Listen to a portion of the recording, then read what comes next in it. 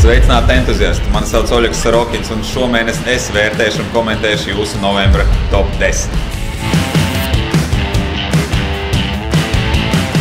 Novembra top 10 gribētos sākt ar Juri Kuzņicovu. Pats uzvar iemetienu, pats tiek līdz vārtiem, beigās tiek nogāsts un pēc tam sekmīgi realizē soda metienu. Tā ir jāspēlē uzbrucējiem, ir jāgrib būt vārti, ir jāiet uz vārtiem un beigās arī tie ir jāgūst.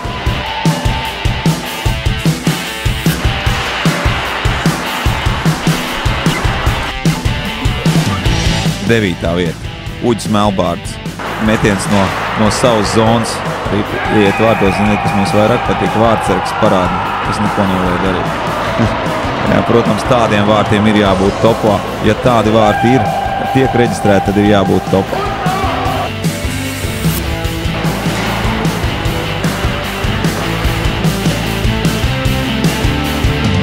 Astotā vieta.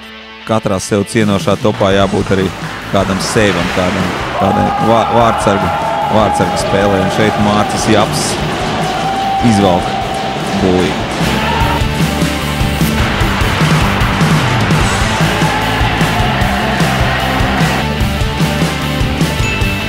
Kā septīto vietu topā es esmu izvēlējies Vladu Kurbatovu spēku paņēmienu. Ja ir labs spēku paņēmiens, tad tam ir jābūt topā, un Vlads Kurbatovs ir 7. vietā.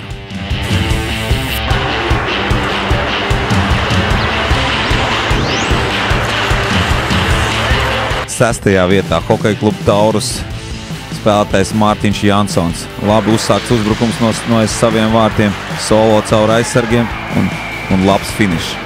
Bija gan piespēles, gan kustība uz vārtiem, gan arī teicams nobeigums.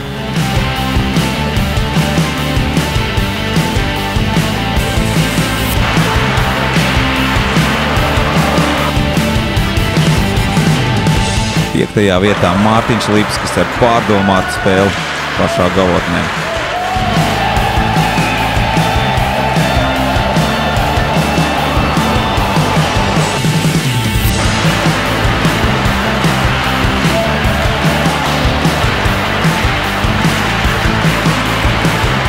Ceturtajā vietā esmu izvēlējies Ingemāru Jēkabsonu.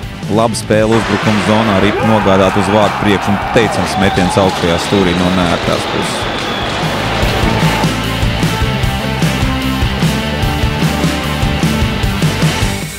Esam nonākuši pie top 3. Man kā aizsargam simpatizēja Kaspar Čīmas metiens pa vārtiem. Protams, vārtu priekšā ir arī spēlētāji, bet teicams metiens augšējā vārtu stūrī sākotnēji nopauzējot.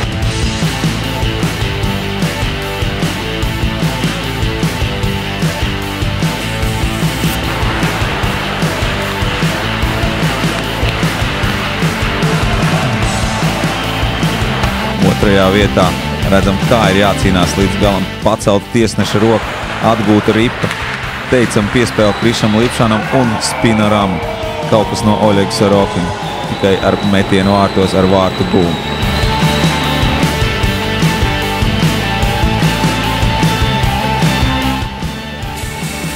Un, protams, pirmajā vietā man ir tas gods savā karjerā redzēt pirmo reizi kaut ko tādu. Edgars Vilcāns, jāsaka, pārī ar Miku Rulli norganizē šo vārtu guvumu. Pie tam tas ir vārtu guvums savos vārtos.